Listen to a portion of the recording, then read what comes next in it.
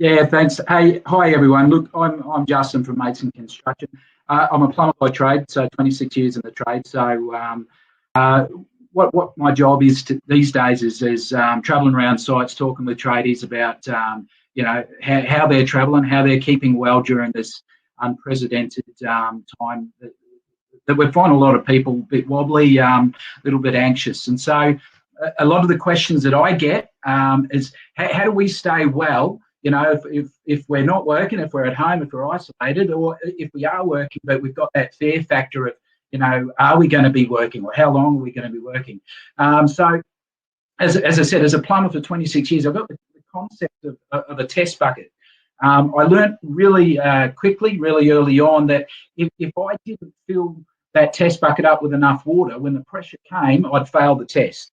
And so when we look at health and well-being, when the pressure's on, during these unprecedented times, how do we stay well? And like the test bucket principle, I've got a couple of little buckets here. Here we go. I'm a bit daggy. I'm just an old boy. This is how I do it. So these are the buckets. These are the buckets that we need to invest in, to put something in to ensure that we can stay afloat, that we can stay well, and not only stay well, but actually have capacity to help other people, because that's what life's all about. So the buckets that I've got physical, emotional, and I'm not talking about, I'm a bloke and I struggle with the F word, feelings. When I talk about emotions, I talk about relationships, that social aspect that we all have in us. Our mental well-being, how do we top that bucket up?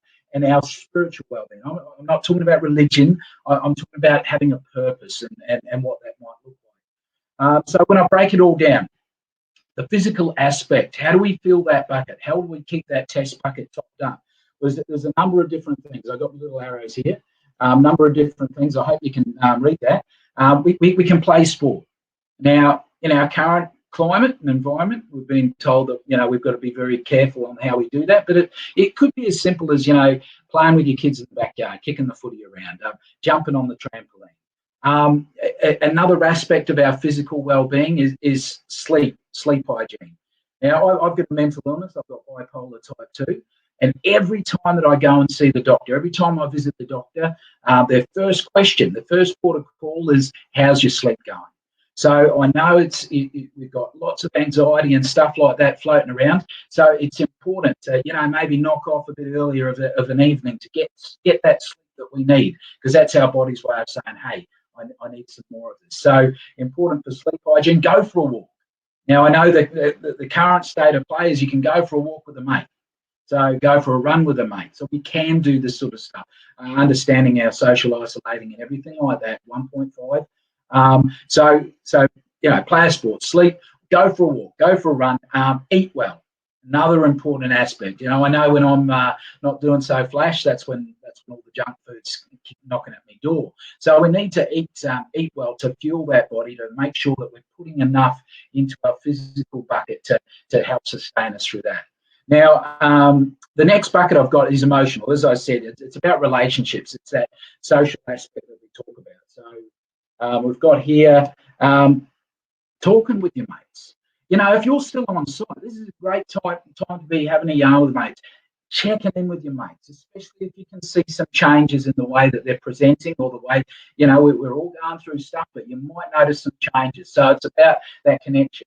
If you're in lockdown, if you're in isolation, you can be isolated, but you can still be connected. We've got these. We're doing the webinars. We've got Zoom. We've got FaceTime. We've got all these different ways that we can actually keep connected to the people that are valuable in our world. Whether that's your mate, whether that's your family.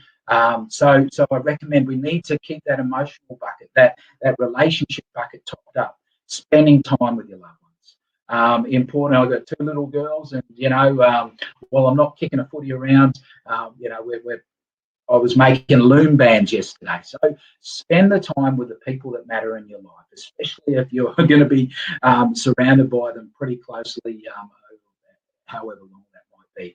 So that emotional bucket, that relationship bucket is all about connection. Connecting with your mates, connecting with your people you care about, connecting with your family, and making sure those connections are intact.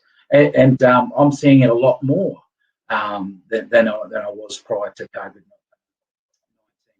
So the next bucket we have is our mental well-being.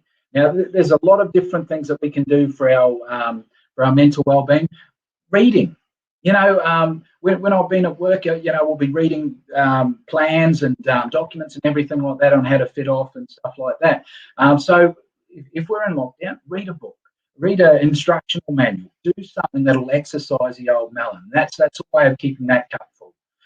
Also, another important part is relaxing, switching off. One of my favourite things to do is actually jumping in the lounge, hanging with my family, watching a daggy old movie, maybe crying at the end of Notting Hill or whatever, but finding something where we can relax, where we can switch off, we can all the white noise of the media and the social media and everything like that. Sometimes we need to turn that stuff off because that's creating anxiety and worry. So turn that stuff off. Relax, do something where you don't have to think. We're constantly making decisions based on the news report of the night before. So if you can actually switch that off and relax, find things that fill your cup, that bring you joy to do, watching a movie, hanging with your family, doing puzzles, that's still like Sudoku and all that sort of stuff. I know my dad loves Sudoku. But all that stuff stimulates the old melon, stimulates that well-being of your mental health. As well as de-stressing some of those things that we're seeing. Now, this final bucket of spiritual, as I said, it's not about religion, it's about having a purpose. So these are things that we can easily do. It's about, some of us meditate, some of us pray, some of us go fishing. We might not be able to do a lot of that lately. Some of us listen to music. Now, all of those sort of things are things that we can meditate on, we can sit on. And I remember when I've been in the tough places, probably some of the best therapy that I've had has been just listening to some of my favourite music. And I guess around that whole aspect is about having a purpose. And we're seeing a lot more in our communities I find myself filling my cup when I'm actually mowing my neighbour's lawn. See, it's doing those little 1%ers. We hear a lot of the negative stuff about society, but there's some great stuff. The things that we do well in Australia is mates looking after mates, neighbours looking after neighbours now. I've got a neighbourhood party where we actually drop food off on each other's doorsteps. We don't go in, we don't answer the door, we drop food off. We make someone made me butter and dropped a whole heap of butter off on my doorstep last week. I know my other neighbour on this side, they've got a new bulb, so I know that they can't get to the edges of their lawn. So I did all their edging for them last week. So those are the things that are about connection and purpose. Finding that purpose can actually help fill your cup. And if you can address one of those things every day, do one thing from the physical bucket, your emotional bucket, your mental bucket, and your spiritual bucket, that'll actually help keep you well. That'll top you up. It'll give you capacity not only keep yourself well and keep your family well, but actually give you spare capacity to help other people in your world, whether they be your neighbours, whether they be your mates. And so this is all about how we keep ourselves well, how we top ourselves up, and how we help those people that are around us. Look, mates in construction, we're open. No matter what happens in this country, whether it's lockdown or whatever, you can still actually reach out to mates if you're struggling, if you've got a mate that's doing it tough. So our heart and my heart is to make sure that we keep ourselves well so that we can not only help ourselves, help our families, but help our mates as well. So that's me. It's short and sweet, but hopefully you've got just a fragment more of what you can do physically to actually keep yourself well. So thanks for that. Cheers.